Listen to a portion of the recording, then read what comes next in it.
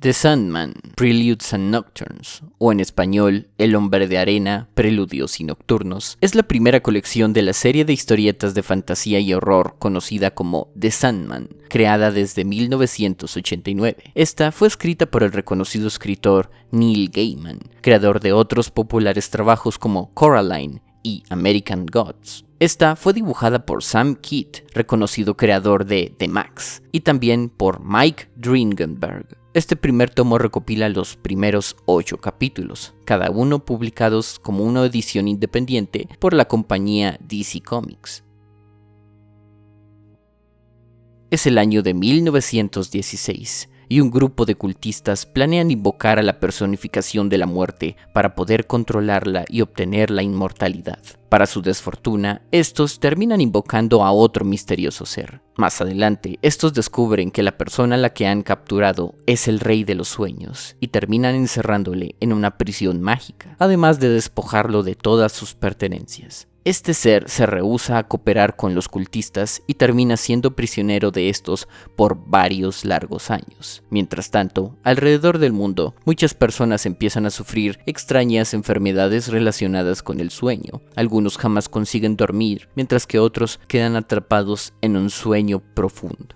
Es así como en 1988, nuestro protagonista logra escapar de su prisión e impartir su venganza frente a sus captores. Ahora que está libre pero debilitado, Morfeo, señor de los sueños, planea recuperar los 3 objetos mágicos que le fueron arrebatados, para no solo recuperar su poder sobre el reino de los sueños, sino también impedir que personas o seres malignos usen estos mismos para sus macabros fines. A diferencia de tu típica historia de superhéroes de la cual DC te tendrá acostumbrado, esta no es la historia de un superhéroe o de una batalla entre el bien contra el mal. Esta es la historia de una entidad que está por encima de la misma realidad y por lo tanto sus aventuras estarán envueltas en extrañas circunstancias oníricas donde pareciese como si nada tuviese sentido. Y al mismo tiempo, el cómic indaga en varios temas de naturaleza filosófica como la vida, la muerte, el amor, la locura, entre otros. No lo siento como algo sermonero, a pesar de esto, ni quiere dictar alguna clase de mensaje moral. Se siente más como una poderosa entidad sobrenatural que al verse afectada por las circunstancias, desea recuperar el equilibrio que sus poderes le brindaban, y al mundo también. Lo que me agrada de esto es que su protagonista no es un ser que todo lo puede. Tiene sus limitaciones. Si algún evento trágico ocurre, él realmente no puede hacer nada para revertirlo. Aún así, este hará lo que pueda para apaciguarlo o al menos controlarlo para que no vuelva a ocurrir. Al inicio se siente como una de estas historias detectivescas donde Morfeo o Dream, como le dicen otros de sus allegados, irá poco a poco consiguiendo la información que necesita de la ubicación de sus objetos mágicos. De esto, la historia se convierte en una aventura épica donde cada capítulo parece una narrativa autoconclusiva que al mismo tiempo hace parte de todo un arco completo. Morfeo irá de la tierra, el mundo de los sueños e incluso al mismísimo infierno para recuperar sus cosas, conociendo varios personajes humanos o no que se interpondrán en su camino. Estas historias pronto se ponen increíblemente macabras y perversas, donde la violencia explícita y el contenido sexual serán algo muy común en las actividades de varios de sus personajes secundarios. Quizá a veces la historia parezca dejar a un lado terribles eventos que ocurrieron, pero conociendo la naturaleza y el comportamiento de sus sobrenaturales protagonistas, que es entendible que estos sucesos, que si bien son terribles, para estos solo son cosas insignificantes en las largas vidas que estos seres inmortales han tenido que vivir. Para ser una historia de la DC, esto no es una narrativa para niños, obviamente. Sus temas son bastante serios y toca temas muy adultos de naturaleza controversial, incluso para esta época. Y hablando de DC, esta historia es también parte del universo de la misma, donde Morfeo hará interacción con los populares superhumanos que habitan este mundo. En cuanto a narrativa, no es para nada una lectura difícil, pero si no eres de leer pensamientos filosóficos o poesía, es probable que algunos globos de texto se te hagan muy cursis. Se siente como una lectura de onda gótica, ustedes saben. Esa moda ochentera que se basaba en la atracción hacia lo macabro y lo sombrío con un punto de vista sobre la vida bastante deprimente y melancólico. Pero en general podría decir que me gustó. Me agradó como todo en esta historia está conectado y realmente nada se siente ajeno a la misma. Todo en el viaje de Morfeo afecta su percepción del mundo. Cada objeto que recupera añade algo a sus poderes y cada evento te cuenta más de su comportamiento y moralidad. Sí, se puede notar el punto de vista de su autor ante ciertos temas políticos, sociales y éticos, pero realmente no es algo que siquiera se pueda considerar como una queja. Pero en lo que este tomo se refiere, realmente lo encapsula todo de forma agradable, desde el primer hasta el capítulo 8. Todo se siente como su propia historia y también como un clásico viaje del héroe. Algo que resaltar del cómic es que este cuenta con un humor bastante negro, donde a veces la muerte llega a ser un evento muy gracioso, a pesar de que haya ocurrido algo bastante horrible. Todo esto es hecho de adrede quizás para ir de la mano con su macabra historia fantástica gótica.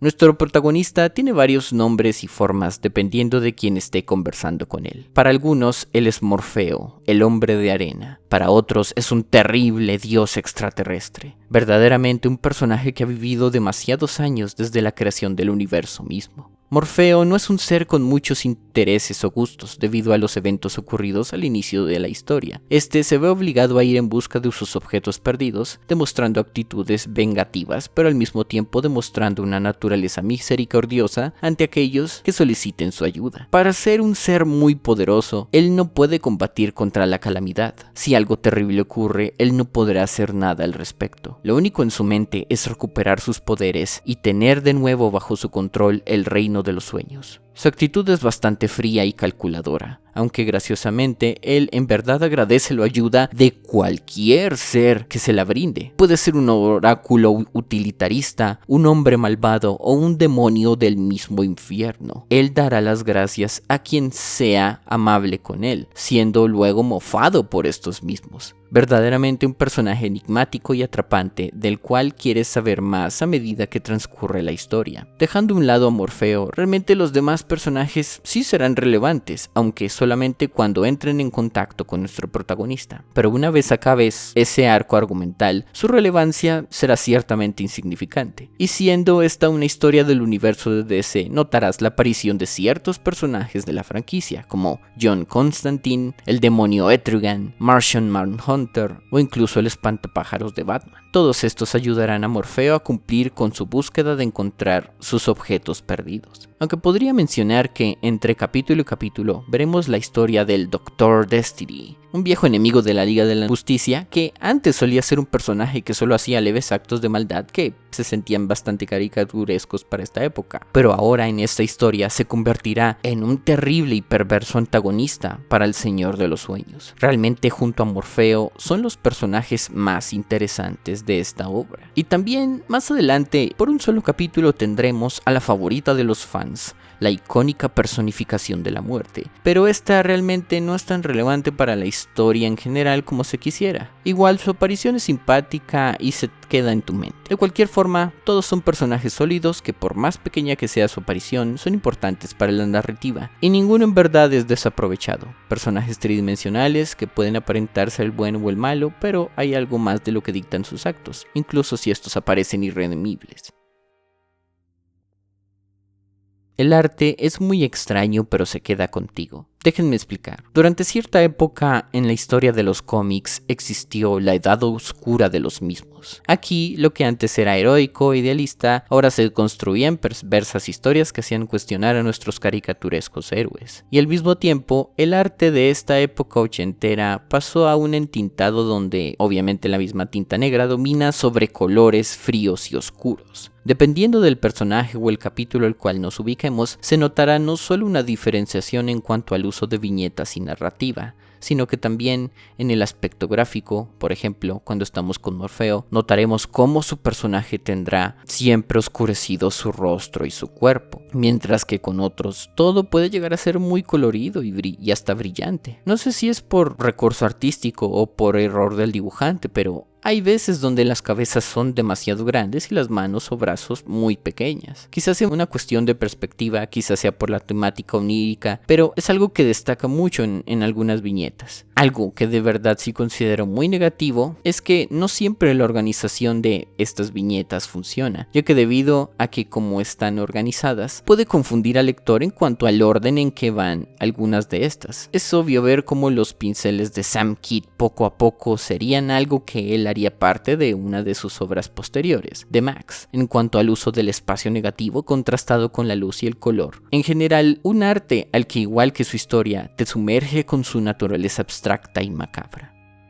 En conclusión, el primer tomo de The Sandman, Preludes and Nocturnes, es una lectura bastante agradable para ser lo que es. Es fácil de leer y te lo acabarías en un par de horas. Sus personajes están bien escritos y la historia no se siente forzada. Tendrá problemas en algunas páginas en cuanto a la organización de sus viñetas y algunas narrativas se sentirán demasiado extrañas, pero no es nada que te saque de la experiencia. Realmente no necesitas saber nada del universo de DC para disfrutarla, ya que esta es su propia historia. Su arte es muy bueno y podrá no abordar todos los temas filosóficos a profundidad, pero al menos te retrata con estos duros sentimientos de melancolía, desesperación, pero con pizcas de esperanza a pesar de las circunstancias. Su historia acaba donde tiene que acabar, al menos por este tomo, y realmente si me dijeran que no existen más de estos, realmente la apreciaría de todos modos. Una lectura recomendable solamente para un público adulto, pero una vez más tengo que advertirles de que puede ponerse pesada en cuanto a contenido filosófico y explícito en algunas instancias. Una verdadera joya del universo de DC Comics.